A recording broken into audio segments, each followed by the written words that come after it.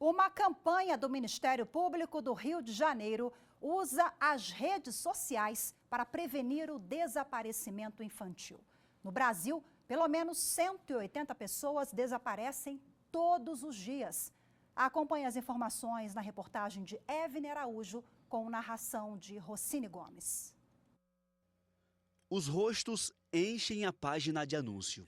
Para muitos, são desconhecidos, mas cada uma dessas pessoas significa tudo para alguém. Quem tem um parente desaparecido sofre a agonia de esperar por informações. Um levantamento do Fórum Nacional de Segurança Pública mostra que, em 2 anos, mais de 200 mil pessoas desapareceram no Brasil. Em média, são registrados 183 casos por dia. A maior parte é de adolescentes de 12 a 17 anos.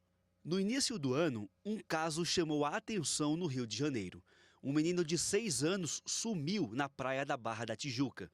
As últimas imagens divulgadas pela polícia mostram a criança próxima ao mar. O garoto não foi encontrado até agora.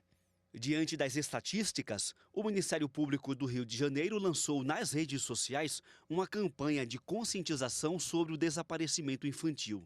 O material direcionado a pais irresponsáveis é composto por ilustrações com dicas e cuidados que devem ser tomados com as crianças, principalmente em locais abertos e com grande circulação de pessoas. Bom, e para falar agora sobre esse assunto que é tão dramático e sensível, eu converso ao vivo de forma remota com a promotora de justiça, Roberta Rosa Ribeiro, que é coordenadora de Direitos Humanos e Minorias do Ministério Público do Rio de Janeiro.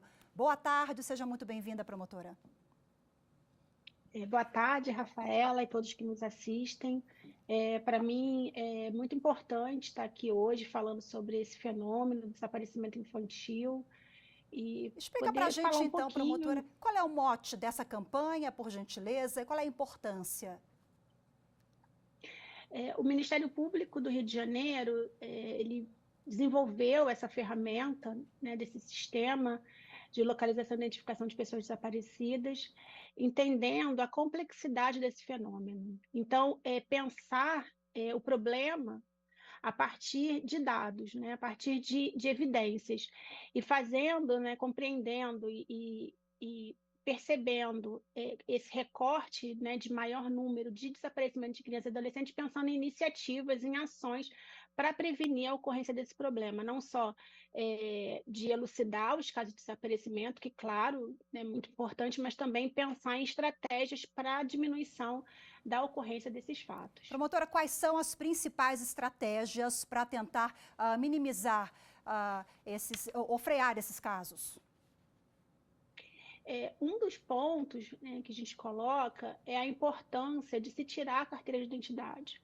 A identidade, né, assim que a criança nasce, ela tem a certidão de nascimento, que tem ali os dados biográficos, né, o nome, a filiação, o local de nascimento, mas que a gente precisa, e por isso a gente também vem trabalhando na importância de se ter a emissão da identidade no momento do nascimento, com a extração, né, da biometria, que não muda, né, mas a gente precisa de todo um aparato tecnológico diferenciado para que isso aconteça com o recém-nascido.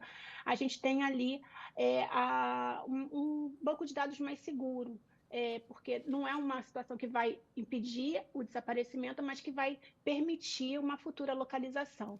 E outros pontos diz respeito ao próprio cuidado, né? A gente se baseia num trabalho desenvolvido pela Sociedade Brasileira de Pediatria, que apontou algumas possibilidades de atuação, né, dos responsáveis, entendendo que a criança, pela Constituição, ela é responsabilidade de toda a sociedade, de todas as instituições. Então, a gente se baseou nesse trabalho da Sociedade Brasileira de Pediatria. Promotora, tivemos um crescimento, isso chama atenção, maior no desaparecimento de crianças e adolescentes no primeiro trimestre do ano. Existe alguma explicação para isso? Por quê? As causas, né, elas são variadas, mas nesse primeiro trimestre é um momento de férias escolares, né, é um momento que a criança está em casa e a gente entende a escola, né, não só por outros motivos, mas também relacionado com o fenômeno do desaparecimento, um local de proteção das crianças e adolescentes de um modo geral. Então a gente sabe que é um momento de férias escolares, muitos dos pais, né, não precisam trabalhar e a criança fica ali naquele momento, às vezes, né, sem acompanhamento, e isso pode acontecer, né, um desaparecimento. Mas também a gente tem as situações de verão, né, de enchentes, então também há aí um impacto nas situações de desaparecimento de crianças e adolescentes em razão desses fenômenos meteorológicos, e essa questão das férias mesmo escolares, né, de saída, de acesso, um dos pontos também dos adolescentes e crianças, desse acesso muito precoce às redes sociais, então elas acabam se conectando com outras pessoas e marcam encontros e não avisam os pais, e isso pode acabar desencadeando, né, incrementando a vulnerabilidade dessas crianças e adolescentes. Promotor, uma dúvida agora, há todo um senso comum de que é preciso esperar 24 horas para denunciar, para procurar os órgãos competentes após o desaparecimento. Isso ficou no passado, está valendo ainda? Qual é a orientação? Então, Rafaela, esse é um ponto que é muito importante, que sempre que a gente fala sobre esse assunto, a gente afirma, reafirma, né, muitas vezes. Não se precisa aguardar 24 horas. Na verdade, a gente tem uma lei hoje vigente que é expressa no sentido da busca imediata dessa criança e adolescente. Criança não pode ficar sozinha. Eu vi que no VT fez menção à situação da criança Edson Davi. Isso foi também um dos motivos que a gente foi conversar com a nossa comunicação para realizar essa campanha. Era uma criança de 6 anos. Nos vídeos a gente percebe que ela está desacompanhada e não houve ali, né, uma abordagem de alguém.